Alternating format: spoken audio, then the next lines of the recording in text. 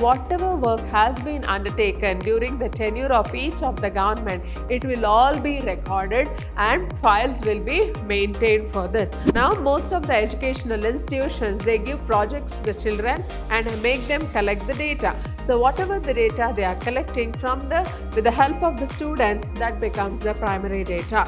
If the population is very huge, then data collection becomes very risky and it is very expensive and cumbersome.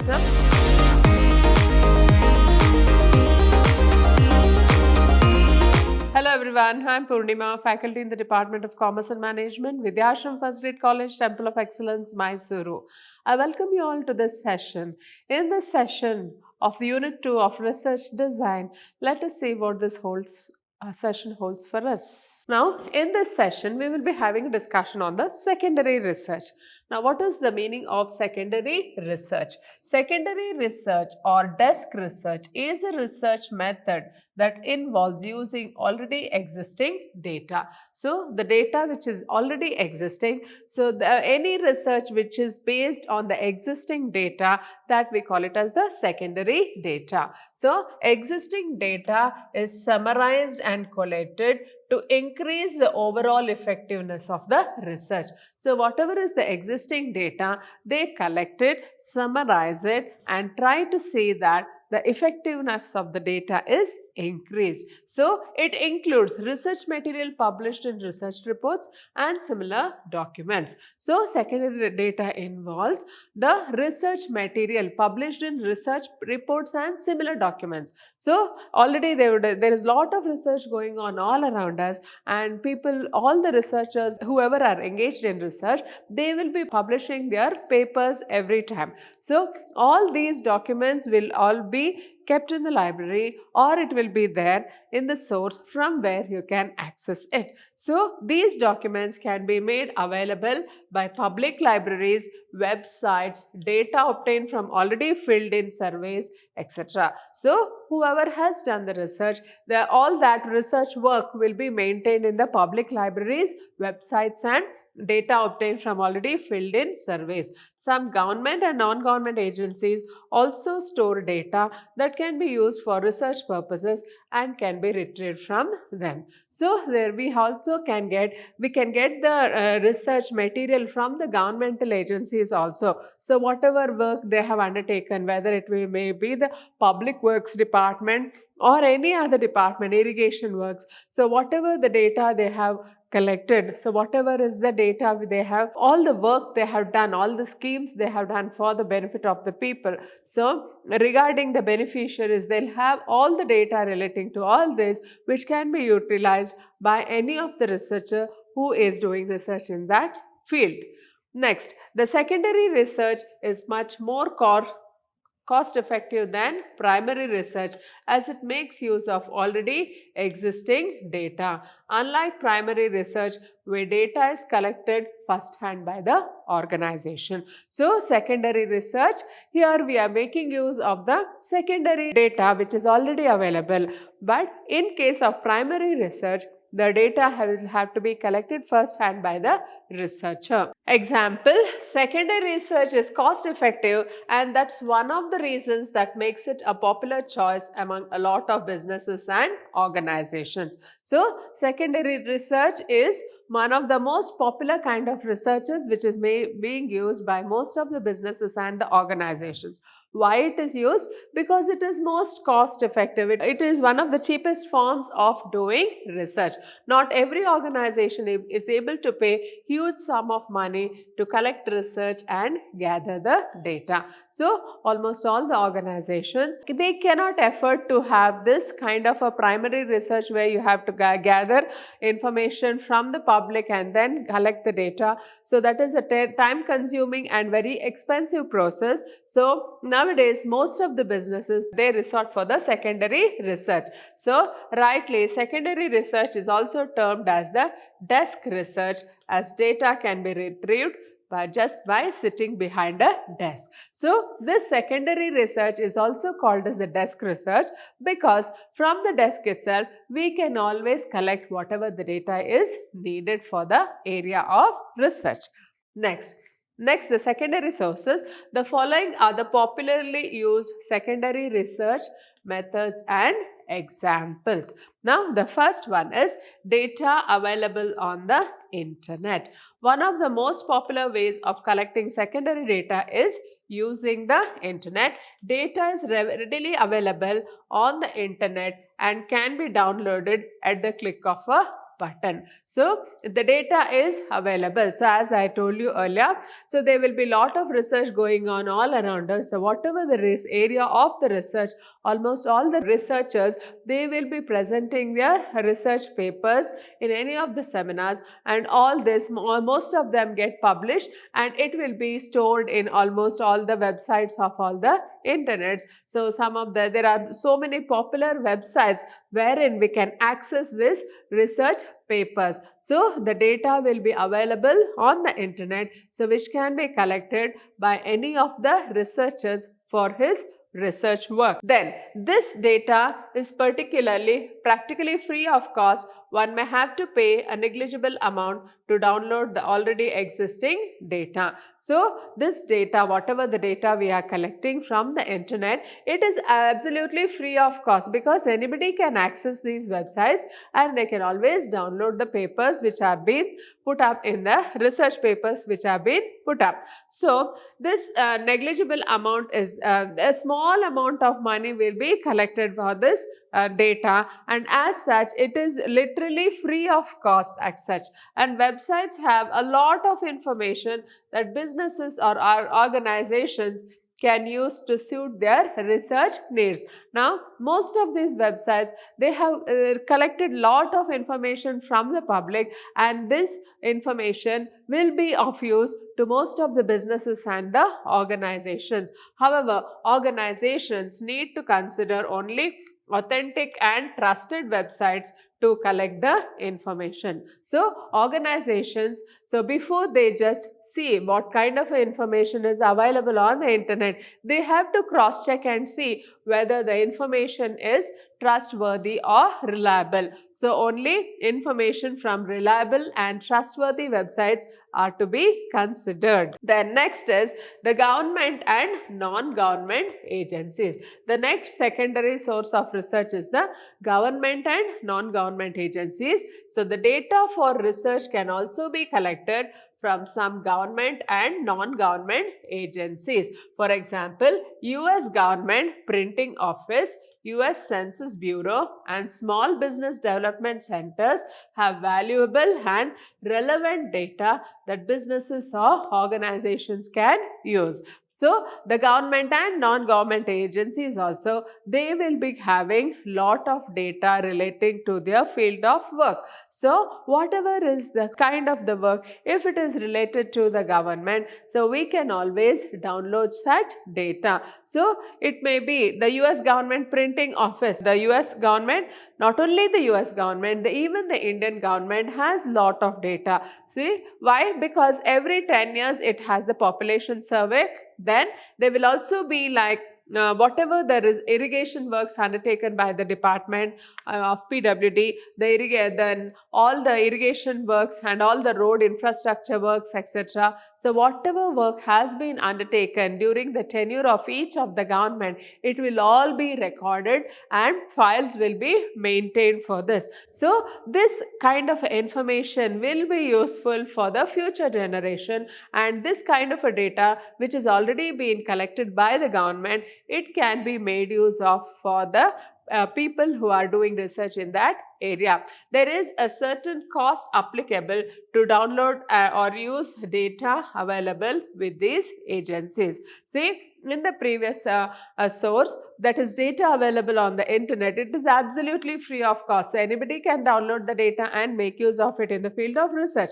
But then, in case of this government and non-government agencies, so we have to pay a certain amount of fee and then download the data. So, this kind of a fee payment is available, and data obtained from these agencies are authentic and trustworthy. So, whatever the data which we are collecting from the government and the NGOs, they are most reliable and trustworthy, and they can be relied upon for our future areas of research. Then next one is the third source is the public libraries. Public libraries are another good source to search for data for this research. So we can always make search for the data in the public libraries. Public libraries have copies of important research that were conducted earlier. They are a storehouse of important information and documents from which information can be extracted. So, public libraries, you can know already public libraries are the knowledge houses where it houses lots of books and all the material regarding to any subject under the sun. But then we also have these public libraries which are collecting the research data relating to a particular field of research. So, they are a storehouse of important information and documents from which information can be extracted. So, whatever the documents they have, based on these documents, we can gather lot of information. The services provided in these public libraries vary from one library to another. More often, libraries have a huge collection of government publications with market statistics, large collection of business directories and newsletters. So, these public libraries, they are what each public library will be different from one another. So, if one public library it is houses books relating to any fiction or novels, so there will be other public library which will be solely devoted to the academics. So, in this way each library will have its own specifications, and more often library have a huge collection of government publications. So, the government will be publishing some of the papers and journals from time to time relating to whatever the work it has undertaken, whether it may be the public works department, or it may be the irrigation department or the housing department or any of the various departments. So, whatever work they have undertaken, so all the information relating to that work will be here maintained by will be printed in the government publications with the market statistics. So, whatever is the market statistics, that also will be there. A large collection of business directories, newsletters, etc. So, all this will be made available to the public in the public libraries. The next source of information is the educational institutions. Importance of collecting data from educational institutions for secondary research is often overlooked. However, more research is conducted in colleges and universities than any other business sector. Then the fourth source of secondary source of information is the educational institutions. So, we all know that most of the educational institutions, there are people who are doing lot of research in that field, but then we don't consider it as a source of research at all. So, it is necessary for us to see that these educational institutions are also considered as a source of research. The data that is collected by the universities is mainly for primary research. However, businesses or organizations can approach educational institutions and request data from them. Now, most of the educational institutions, they give projects to the children and make them collect the data. So, whatever the data they are collecting from with the help of the students, that becomes the primary data. Then, whoever is in use of the primary data, they can always contact these educational institutions and make use of the primary data for their work of research. Next, let us look into primary research versus secondary research. So, research is conducted first hand to obtain data. Researcher owns the data. So, this is relating to primary research. So, here the researcher will conduct the data on his own. So, whatever is the information he has to gather, he will personally go, or he may appoint surveyors to collect the information. So, such information collected exclusively for the purpose of research, that we call it as the primary research, and whatever the data is collected by the researcher, that it becomes his own data. Then research is based on data collected from previous researchers. So, this is secondary research. So, secondary research means this research is based on data which is already collected. So, that we call it as the secondary research. Then Primary research is based on raw data. What is raw data? The information collected directly from the source, that we call it as the raw data. Secondary research is based on tried and tested data which is previously analyzed and filtered. So, in the secondary research, it is based on tried and tested data. So, already the data would have been tried and tested. So, based on that we do research, that is secondary research. Then the data collected fits the needs of a researcher, it is customized. So, the data is collected based on the absolute needs of the organization or the businesses. So, the data collected fits the needs of a researcher. So, this is primary research. So, in case of primary research, so whatever data he needs, he will go and collect it from the population. That becomes primary research. Whereas, data is based on absolute needs of organizations or businesses. So, that becomes the secondary research. Then, data may or may not be according to the requirement of a researcher. So, this becomes the secondary research. So, whatever the data is already available in the libraries or in the government or the educational institutions or in the internet, so that may or may not suit the business needs. So, such data we call it as the secondary research data. Then, the researcher is deeply involved in research to collect data in primary research. So, in case of primary research, the researcher will be engrossed in collection of the data. So, that we call it as the primary research. As opposed to primary research, secondary research is fast and easy. So, primary research, it is very slow because we have to go and collect the fresh data, whereas secondary research is very fast. Somebody has already collected the data and it is already stored there. It has already been analyzed, so that we can make use of that information.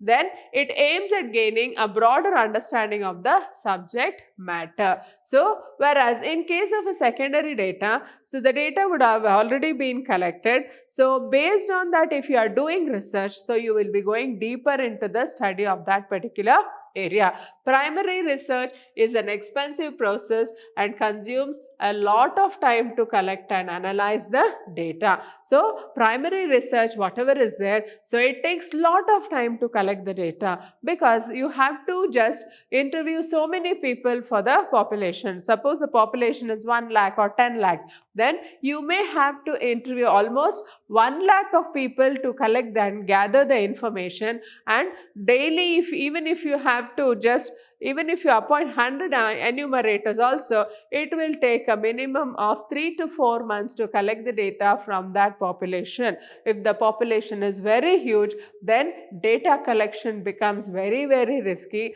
and it is very expensive and cumbersome. So, whatever the data is collected, it has to be properly and systematically recorded, then analyzed and then interpreted. So, that is why we say that primary research is most expensive, time consuming and a laborious process, whereas secondary research is a quick process as the data is already available. Now, in case of secondary data, we don't need to sort the data at all. So, the data is already been sorted, interpreted and analyzed and everything is ready, and you have to just make use of the data. So, we say that secondary research is very easy and it is very readily available. The researcher should know where to explore to get most appropriate data. So, the researcher should know which is the best method, what is the best kind of a research, whether to go in for the primary research or to go in for the secondary research. So, it depends on what is the kind of research he is doing and what is the area of research he is undertaking. Then, how to conduct secondary research? Here, the steps involved in conducting secondary research are: firstly, identify the topic of the research. So, first thing is you have to identify what is the topic of the research. So, before beginning the secondary research, identify the topic that needs research. Once that's done, write down the research attributes and its purposes. So first we have to identify a research problem, then we have to define the problem, and then we have to start the area of research, and then we have to write down the research objective. What is the main objective of doing the research? So what is it you are trying to prove, or what is the solution you are trying to give for a particular research problem? So that becomes very, very important. Then next one is identify research sources. Next, narrow down on the information sources that will provide most relevant data and information applicable to your research. Now, in the second step, we have to identify the research sources. So, depending on the area of the research, suppose you are doing a research on the college students, then what is the best area of research? So, best source of research would be you contact almost all the educational institutions and collect the data relating to your area of research. So, you can gather a lot of information from the colleges or the universities where a lot of information relating to college students is available. So in this way, depending on the area of research, you just have to decide what is the source of your research needs. Then next one is collect existing data. Once the data collection sources are narrowed down, check for any previous data that is available which is closely related to the topic. Now, once you have decided from where you have to collect the data relating to the subject, then the next step will be you have to just check whether there is any data previously collected regarding that subject. Data related to research can be obtained from various sources like the newspapers, public libraries, government and non-government agencies, etc. So, whatever the kind of information you need, you can collect it from the newspapers, public libraries, government, NGOs, etc. So, in this way, you have to think of extensive methods wherein firstly you have to just cash in on what is the source of the research, and then you have to decide from where you collect the information. Then fourth one is combine and compare. Once data is collected, combine and compare the data for any duplication and assemble data into a usable format. So once you have a previously collected data, then you also have a new collected data from any of the secondary sources, then what you do is combine both the kinds of data. So the old data, which is previous data collected, and the data collected from the secondary source. Suppose there is duplication, you just see and assemble them into a suitable format. Make sure to collect data from authentic sources. Incorrect data can hamper the research severely. So, whenever you are collecting data, make sure that you collect the data based from authentic sources. So, as I told you, in the internet, there are certain websites which do not have authentic information. So, you should make use of only those websites or only those agencies which provide authentic data, because the incorrect data will hamper the research results. So, it is best for you to collect information from the authentic sources. Then, lastly, analyze the data that is collected. So, in the fifth step of secondary research, you just analyze what is the data you have collected. Then, next, let us look into what are the disadvantages of secondary research. All the data is readily available. Credibility evaluation must be performed to understand the authenticity of the information available. So, this is the first disadvantage of secondary research. So, even though the data is already available, so we have to check whether the information given there, it is credible or not, whether it is the authentic or not. So, we have to cross check and check the information. Then, second one is, not all secondary data resources offer the latest reports and statistics. Even when the data is accurate, it may not be updated enough to accommodate recent timelines. So, sometimes whatever the information they have, it may be of a very old origin, and then whenever the data is accurate, it may not be updated enough to accommodate the recent timeline. So, whatever the data is available, it may be related to 5 years back or 10 years back related data. But then we need the present current trend, whatever is going on. So, we should see whether that kind of a data can be used or not. Then secondary research derives its conclusion from collective primary research data. The success of your research will depend on a greater extent on the quality of research already conducted by primary research. So, it derives its conclusion from the primary research data. So, whatever the success, whatever the results we are getting from the secondary research, it always depends on whatever is the primary data we have collected. So, what is the primary data collected? Based on that information only, the results of the secondary research will apply. Then the next disadvantage is staying informed of trends and opportunities in your industry is an ongoing and time-consuming process, but it is essential to measure the effectiveness of your organization's brand, build competitive intelligence, and create sustainable and revenue-generating business strategies. So, it is essential for almost all the business organizations to be informed of what is going on in the organization, in and around the organization. So, it is a time consuming process, yes. So, we have to keep a tab on whatever is going on all around us. So, how many customers are there for the product and how many will be the potential customers, how many we can create into potential customers. So, all these are there. But it is essential to measure the relativeness of your organization brand, competitive intelligence, and create sustainable and revenue generating business strategies. So, it is essential for us in order to generate business generating strategies, we have to keep ourselves informed. So, with this, we come to the end of this session. Hope you have all followed it. Thank you.